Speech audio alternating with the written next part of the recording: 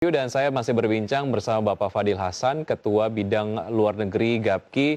Pak Fadil, seperti yang Anda tadi sempat singgung sedikit bagaimana sebetulnya dampak dari suplai yang memang berlebih ini tidak terlalu signifikan lah dampaknya kepada pergerakan dari harga CPO. Tapi kemudian kalau kita coba elaborasi sedikit seperti yang Anda tadi sampaikan pada saat jeda, bahwa memang ada dampaknya sedikit begitu ya. Nah, mungkin Anda bisa sampaikan ataupun bisa jelaskan Pak Fadil. Ya, karena kalau kita lihat perkembangan harga CPO ini sejak awal Juni itu sudah mengalami tren penurunan ya. Dan itu diduga selain daripada produksi yang meningkat ya kan, dan juga faktor-faktor yang terkait dengan permintaan itu sendiri gitu ya, di berbagai negara importer kita itu gitu ya, sehingga saya kira untuk bisa menstabilisasi harga itu maka penting untuk peningkatan konsumsi domestik di dalam negeri ini ya, domestik itu ditingkatkan gitu. Nah, itu bukan hanya terjadi di Indonesia saja, tapi juga mudah-mudahan kita negara-negara produser lain seperti Malaysia terutama itu untuk juga bisa meningkatkan penyerapan di dalam negerinya gitu. Ya. Agar tidak terjadi suplai yang berlebih di pasar ekspor begitu, dengan begitu ya. Juga secara harga juga tidak turun signifikan begitu. Ya, Oke. Betul, secara serapan domestik di Indonesia, Pak Fadil, sejauh ini seperti yang Anda tadi juga sampaikan bahwa memang ada program biodiesel 30 begitu. Secara prosentasenya ini kemudian akan terus bertambah sampai dengan B100. Nah, bagaimana Anda sebetulnya melihat komitmen dari pemerintah sendiri sejauh ini yang sudah berjalan untuk biodiesel sendiri seperti apa, Pak Fadil? Ya, kalau menurut saya kalau komitmen untuk bisa memelihara ya, menjaga program biofuel ini sudah cukup baik ya dari pemerintah itu, ya kan. Nah, di tahun 2021 ini diperkirakan penyerapan CPO untuk program biofuel ini adalah sekitar 8,34 juta ton ya kan.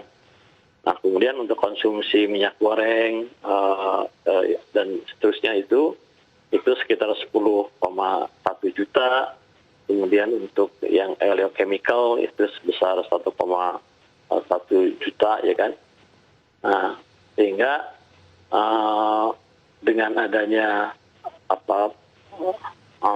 penyerapan di dalam negeri ini ya, kita memperkirakan bahwa itu bisa membantu stabilisasi harga di pasar internasional ya kan.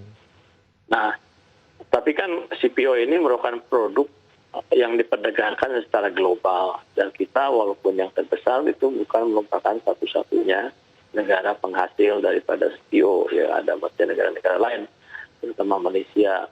Nah, untuk bisa menstabilisasi harga di pasar internasional itu kita harus bekerja,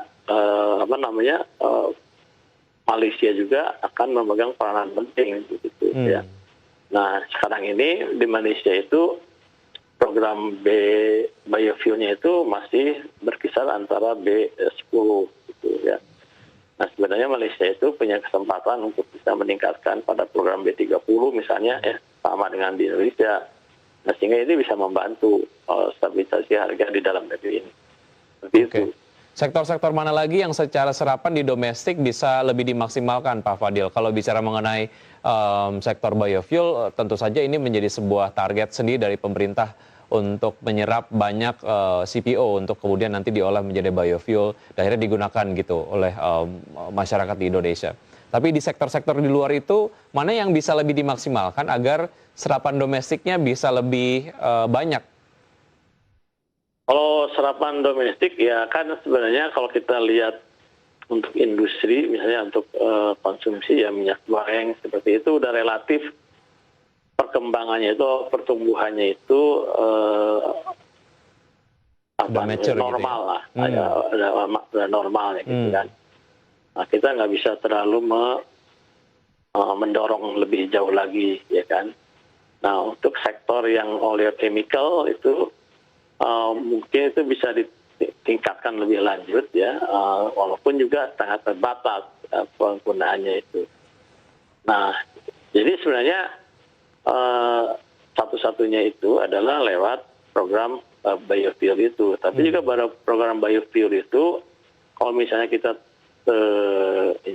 dorong terlalu jauh juga, kita harus pertimbangkan dampak-dampaknya atau keekonomiannya gitu kan, dan juga dampak daripada sisi pembiayaannya gitu ya.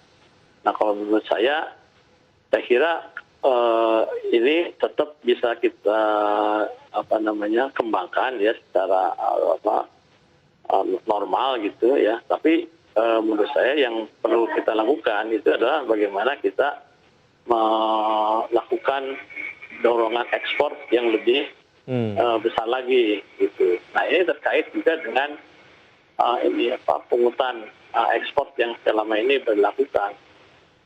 Ya, karena adanya pungutan ekspor yang terlalu besar, ya kan, maka kita ini kan kehilangan daya saing dibandingkan dengan produk dari Malaysia. Ya, misalnya beberapa bulan yang lalu kita tuh diambil alih di pasar India karena oleh Malaysia gitu ya. Nah, jadi sekarang ini kan sudah koreksi ya, ada revisi daripada pungutan ekspor itu, sehingga kita lebih bisa kompetitif gitu ya. Jadi itu yang kita harapkan.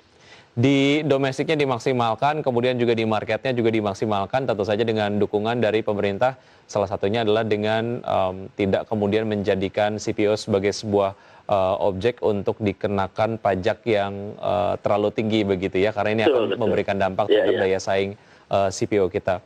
Bapak Fadil Hasan, Ketua Bidang Luar Negeri GAPKI, terima kasih sudah bergabung bersama kami di Market Review. Sukses selalu, salam sehat selalu Pak Fadil. Sampai jumpa.